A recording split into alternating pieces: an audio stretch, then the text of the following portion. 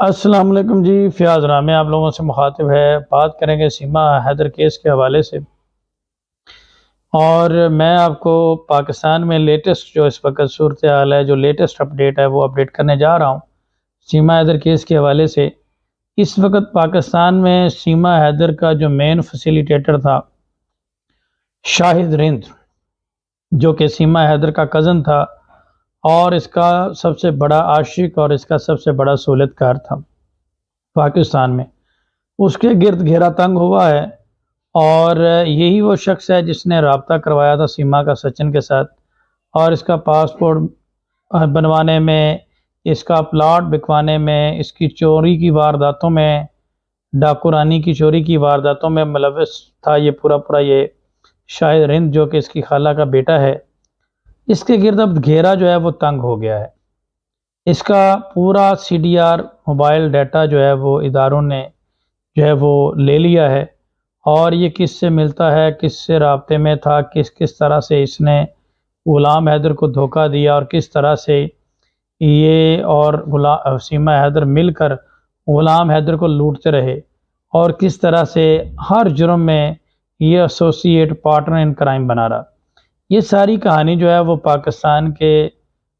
جو انویسٹیگیٹنگ ادارے ہیں ان کے سامنے آ گئی ہے، اور اس وقت ایف آئی اے اور پولیس دونوں ادارے جو ہیں اس شخص کے گرد جو ہے وہ کارروائی کر رہے ہیں۔ بہت سارے لوگوں کا سوال یہ ہوتا تھا کہ سیما حیدر کی فیملی گرفتار کب ہوگی۔ میں آپ لوگوں کو بتاتا چلوں کہ سیما حیدر کی فیملی کے اوپر باضابطہ طور پر ریڈ شروع کر دیے ہیں پولیس نے، اور اس وقت جو شاہد رند ہے، جو مرکزی ملزم ہے، جو مین ایکیوزڈ ہے، مین فیسیلیٹیٹر ہے، ویٹر ہے، وہ اپنا گھر بار چھوڑ کر روپوش ہو چکا ہے اور پوری طرح سے غائب ہو چکا ہے، اور کسی جگہ پہ بھی اس کا سراغ نہیں مل رہا، کوئی اس کا سرا نہیں ملتا، کوئی پتہ نہیں چل رہا کہ وہ بھی سیما حیدر کی طرح نیپال سے باہر تو نہیں کہیں چلا گیا۔ اور یہ بھی ممکن ہے کہ ہو سکتا ہے، کیونکہ پاکستان میں تو وہ مل نہیں رہا، ہمیں تو یہ خدشہ پڑ گیا کہیں سیما حیدر کی طرح جا کر وہ بھی شہریت نہ مانگنا شروع کر دے۔ بہرحال اس وقت کراچی، کوٹ بنگلہ، خیر پور، تمام جگہوں پہ ریڈ کیے گئے ہیں، لیکن سیما حیدر کا جو سہولت کار ہے، جو شاہد رند ہے، وہ نہیں مل رہا، اور اس کے گھر کو بھی تالا لگا ہوا ہے، اور وہ اپنا گھر بھی بند کر کے چھوڑ کے فرار ہو گیا ہے۔ اس کے علاوہ کچھ اہم چیزیں ہیں، جیسا کہ سیما حیدر کہتی تھی کہ اس کو فیسیلیٹیٹ نہیں کیا جاتا، اس کو اوبلیگیشن پرفارم نہیں کیے جاتے۔ آج غلام حیدر کے والد صاحب نے بھی اس بات کی تصدیق کر دی کہ ان کا رہنا سہنا ایک رانیوں کی طرح تھا، اور غلام حیدر اس کی ہر ضرورت پوری کرتا تھا، اور سعودی عرب سے اس کو کافی زیادہ رقم ہر مہینے بھیجتا تھا۔ اس کے علاوہ جب یہ غلام حیدر کے والد نے یہ بھی بتایا کہ جب یہ نیپال گئی ہے تو یہ کسی کو بتا کر نہیں گئی، اور اس کی بہن ریما رند جو ہے اس نے دھوکے میں رکھا۔ اس سے پہلے بھی یہ خبریں چلتی رہیں، لیکن جو غلام حیدر کے والد کی جانب سے انفارمیشن ملتی ہے وہ بالکل ٹرو اینڈ اتھینٹک انفارمیشن ملتی ہے۔ تو یہ اس کیس کے حوالے سے انہوں نے تصدیق کی کہ بالکل بھی غلام حیدر کی جو وہ نہیں بتایا گیا، اور نہ ہی ہمیں بتایا گیا،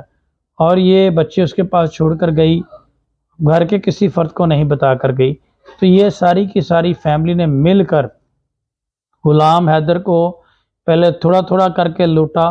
اور تھوڑا تھوڑا کر کے لوٹنے کے بعد پوری طرح سے برباد کرنے کے بعد، اس کا سب کچھ لوٹنے کے بعد، یہ لوگ جو ہے نیپال کے راستے بھارت پہنچ گئے، اور اب وہاں پہ جا کے سالگرہ کے کیک کاٹے جا رہے ہیں، اور پتہ نہیں کیا کیا ڈرامے کیے جا رہے ہیں، اور جناب طرح طرح کی جو ہے وہ ناٹک بازی کی جا رہی ہے کہ کسی طریقے سے بھی اسے شہریت مل جائے۔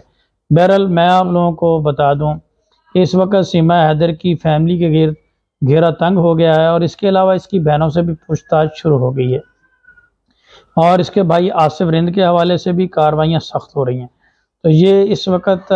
پاکستان میں جو ہے انشاءاللہ وہ پوری کاروائیاں چوری کے حوالے سے، فراڈ کے حوالے سے، جعلی جو اس نے پاسپورٹ مس گائیڈ کر کے بنائے، وہ بھی ساری چیزیں